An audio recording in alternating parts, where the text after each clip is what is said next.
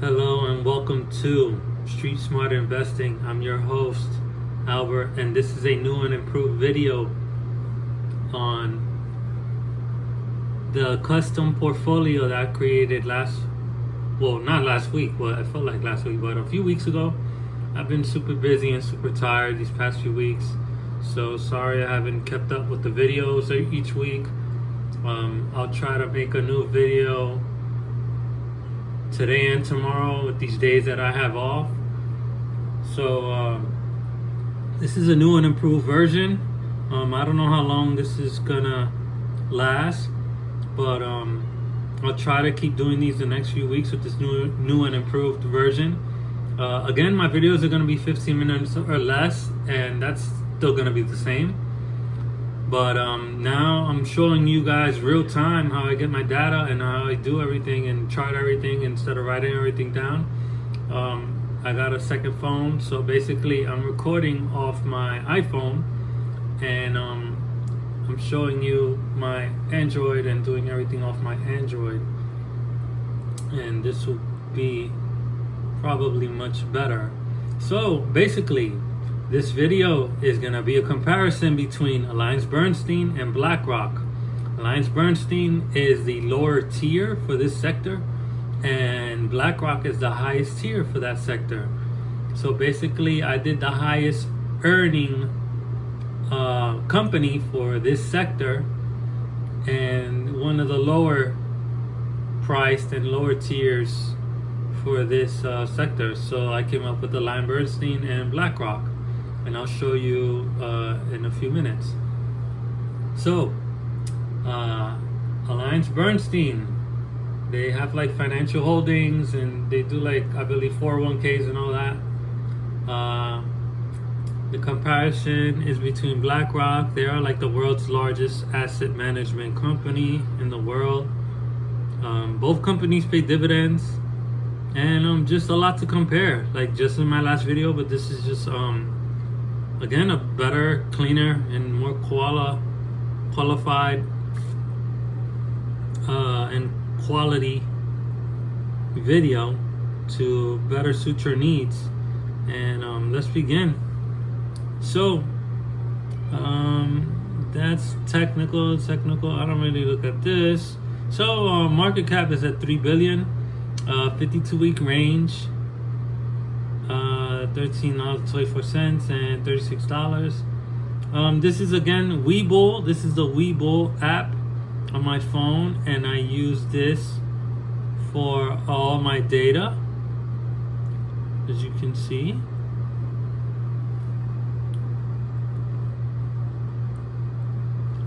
Might have to use my finger that it will work.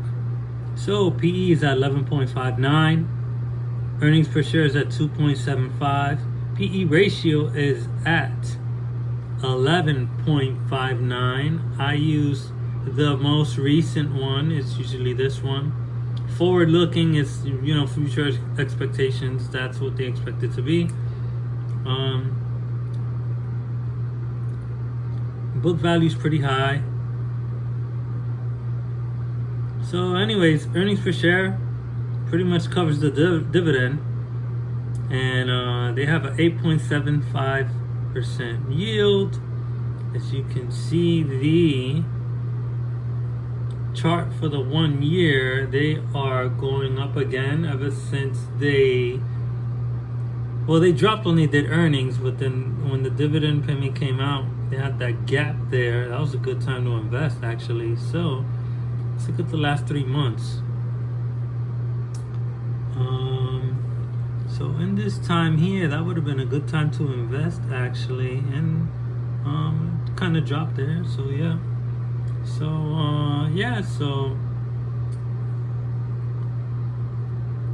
you guys already know more or less the info that I look at. I like to look at the 1 year.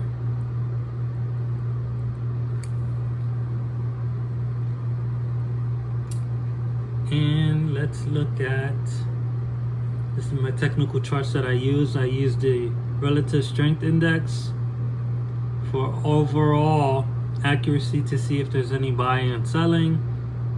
My MACD, those are my my numbers, preset numbers. So anyways, I look at this orders for the day. I compare all three. So basically none for large, medium outweighs the outflow, inflow. This is like buying, this is like pretty much selling. So there's more buying than selling for the most part. So it looks pretty good. Any news for the day?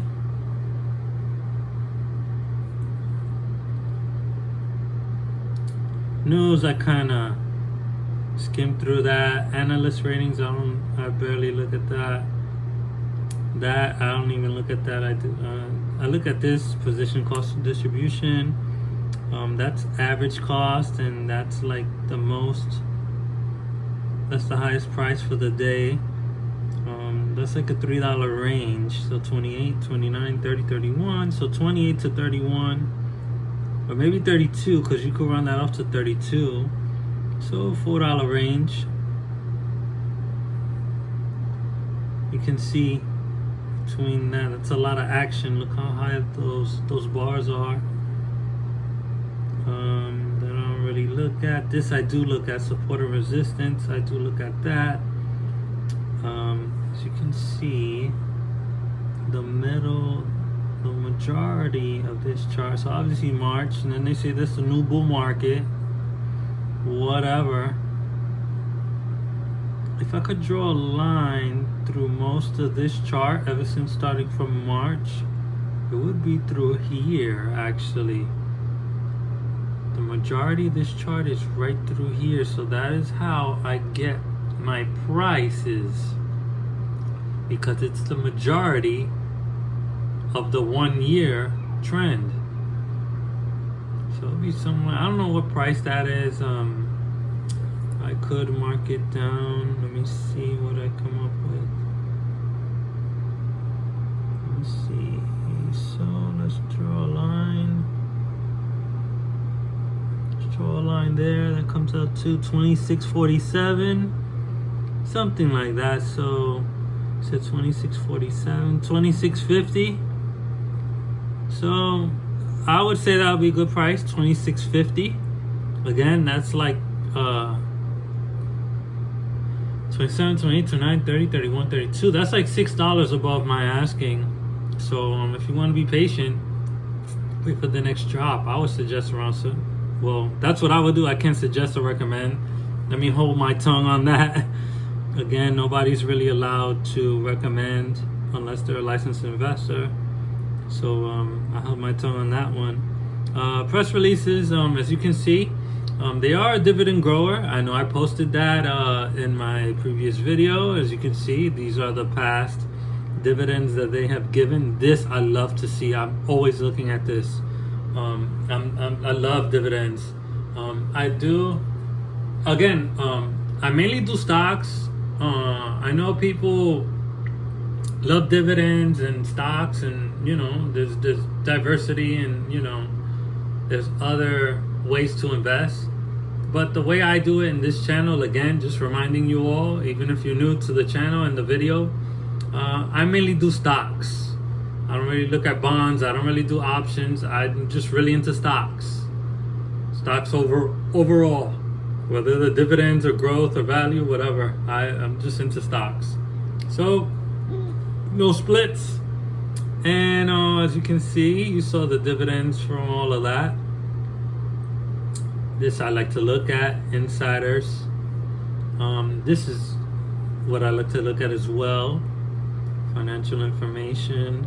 So they beat earnings Q4 2019. They beat it.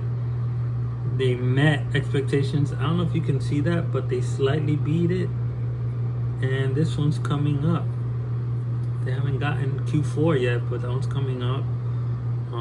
As you can see, this I'll probably explain in another video, because I'm comparing, I'm comparing companies, but I'll probably show that in another video. I really want to get these 2020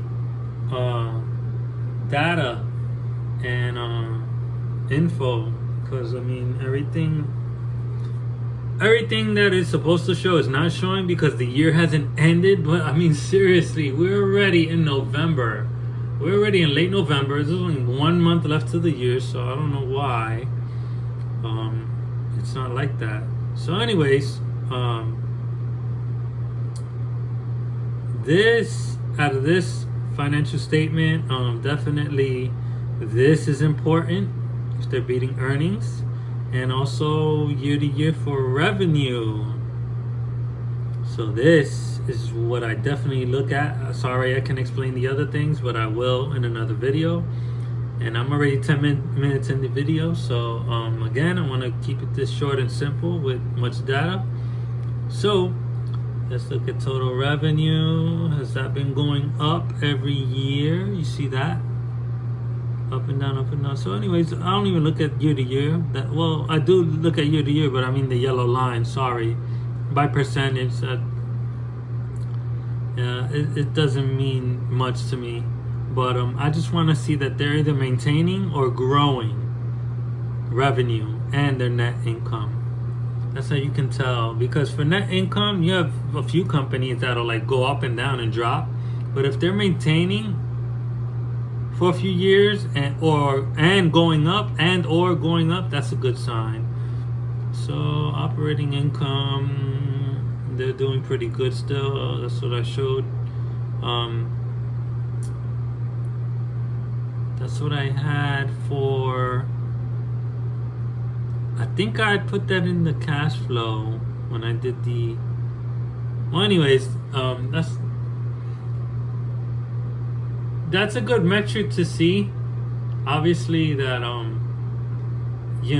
that they're staying the same, or they're operating with more money because they might have to buy more equipment or whatever. But usually operating income going up is usually a good sign. This is the most important, the balance sheet. And this is why I chose this company. And I'm going to show you at the bottom. Look at that percentage of debt. Debt compared to other investment management and fund operators. And Blackrock is in this. Out of all these ranks, this is the most important to me. I don't know how everybody else does it for any company, but if you want a really good company, this you definitely have to watch out for. Even personal. I mean, the way you run a business is the way you run your life. That's the way I tell people. I can really recommend that. Run your stocks as a business, because I mean, you're investing your own money, your personal money, unless you're taking out from your 401k. I don't suggest you do that, but I don't. I just keep it separate bank accounts, separate everything, and run your stocks as you're running your business. Run your investment as a business, and you will be fine. So the balance sheet, you can see they have very low debt, close to nothing. Look at that. Look at the total assets. Year to year, 2015, 2016, 2017, 2018, 2019. Look at these levels. I mean, insane, just insanely well. Hardly no debt. So they have cash flow. So this is where I get Blackrock. Who earns the most? What company earns the most? Blackrock. Look how much. Look at that comparison. Now this is the comparison. Sure, Blackrock earns, for every share,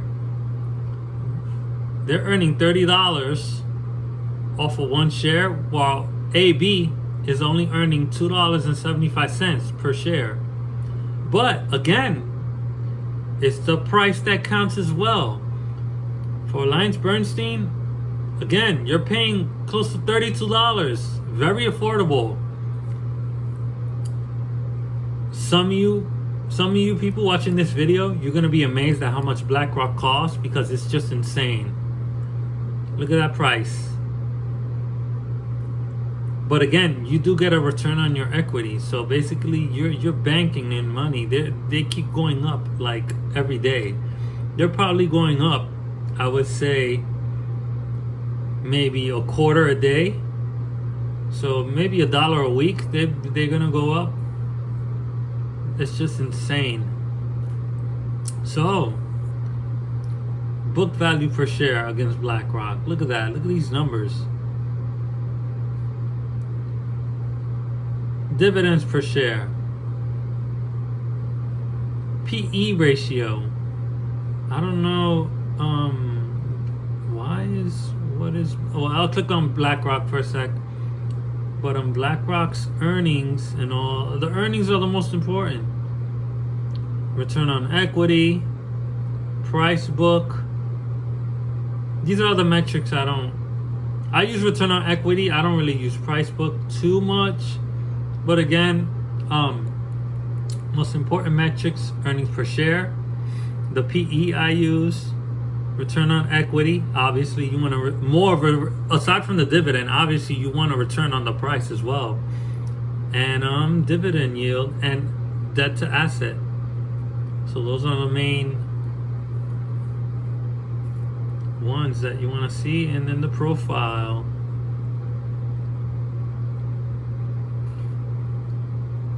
So this is a company. You can pause it to read it, because again, I went over my 15-minute limit, so I apologize for that. And yeah, so this is Webull.com. So let's go with BlackRock, and now let's compare BlackRock. BLK was BlackRock. Let's see. So yeah, this is insane. 107 billion compared to a $3 billion company. And again, that's, you do, so for each,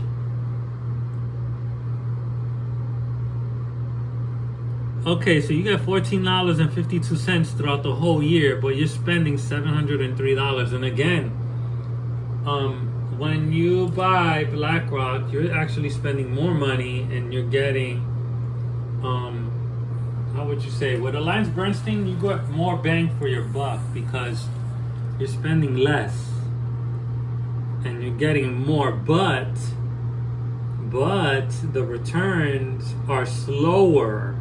But again, if you're dividend investing, you're looking at a long period of time. You're not trying to get your money back in like 2 years' time, which BlackRock is definitely good at getting a fast return on equity. They have a higher percentage. But again, you want stability. Alliance Bernstein provides the same. And I would say, again, even much better.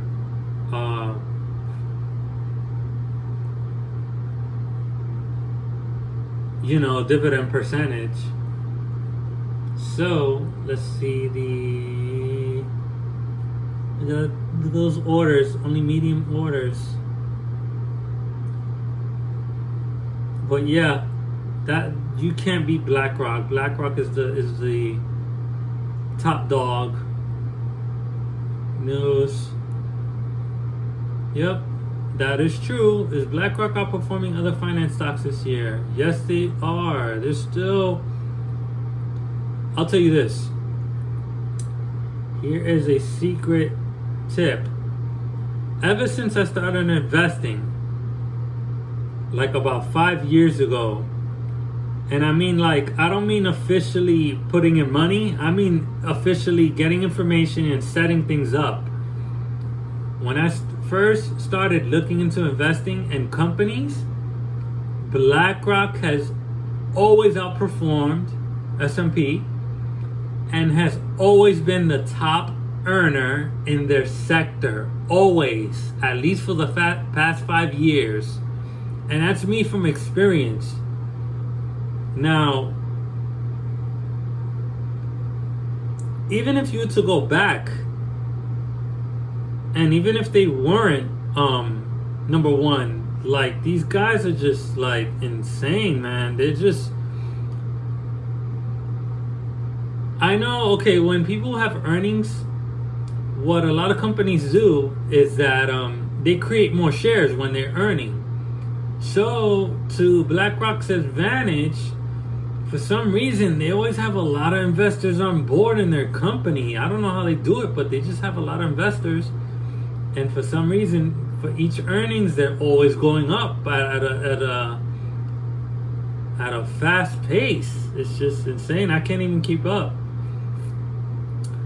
Again, when I first started seeing BlackRock, I remember them at around 300 in the low 300s.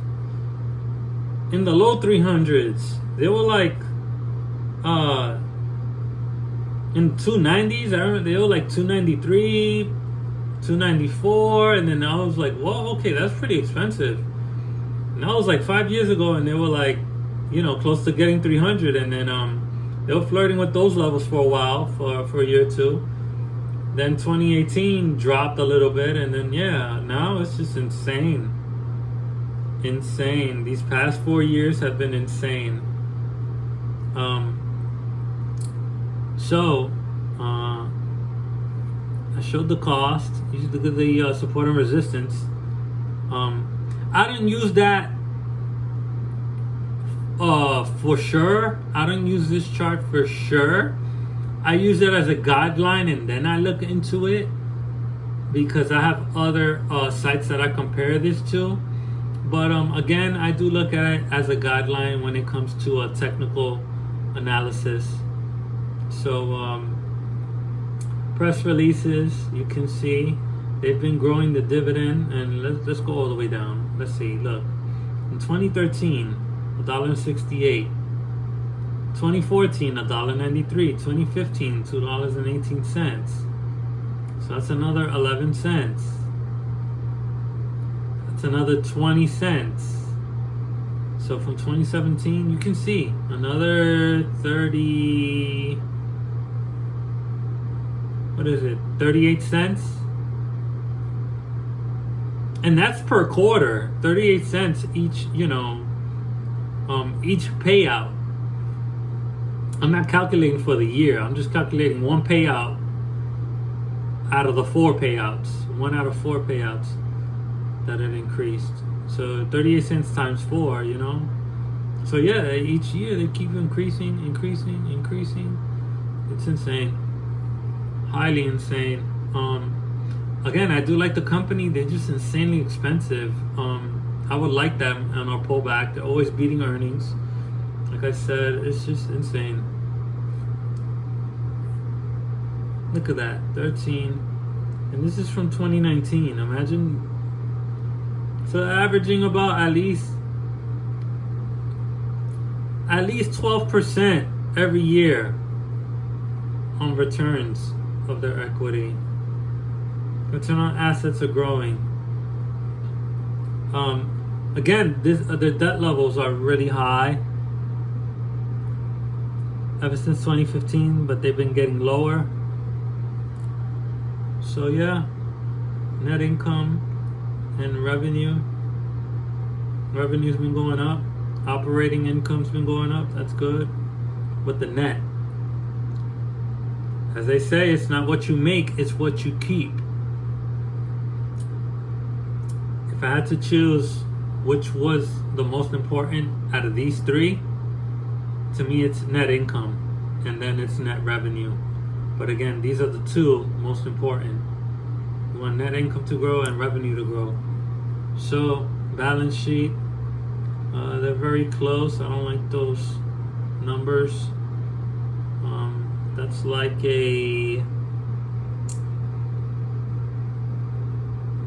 that's like 70% from the 2019. Cash flow, they got plenty of cash. But yeah, look at that debt. I don't like that debt. PE's too high with 15. Earnings per share is insane. Look at that. They ranked number 1 out of 102 companies. So again, these categories I look at: BAM, bam, bam, and bam. So you got 1, 2, 3, 4, and then 5.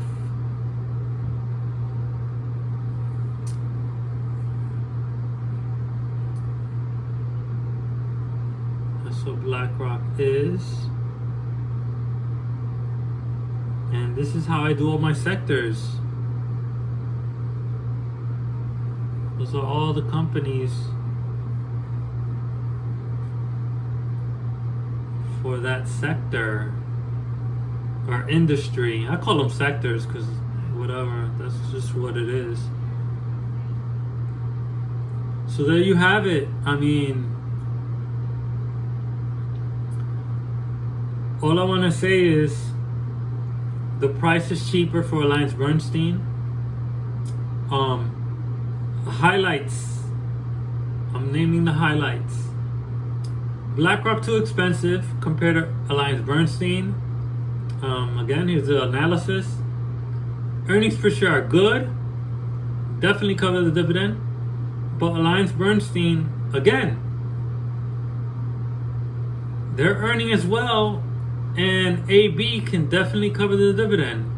And AB, again, it's not only cheaper, and it's a higher percentage. And again, yeah, BlackRock might be increasing their dividend by percentage, but by overall dividend yield percentage, AB is better. So what I'm saying is, yeah, BlackRock might be increasing their payments by $2 per year, but Alliance Bernstein, they might be increasing their payouts, what, every 30 cents per year? So again, I can't give recommendations, but both good companies. I like them both. But again, it comes down to your budget, what you can afford and what you can't afford. And I do understand people do have a budget and realistic expectations and realistic results. So again, I do understand that they want a lower tier portfolio and a lower tier company that's just as good. And again, I think Alliance Bernstein provides that. They have close to no debt, and that's one thing that stands out that I think it can compare it to BlackRock just because it has no debt. That's one major factor why I think it's really gonna grow next year, and it's gonna provide also some good returns on your equity. Again, that's not a recommendation.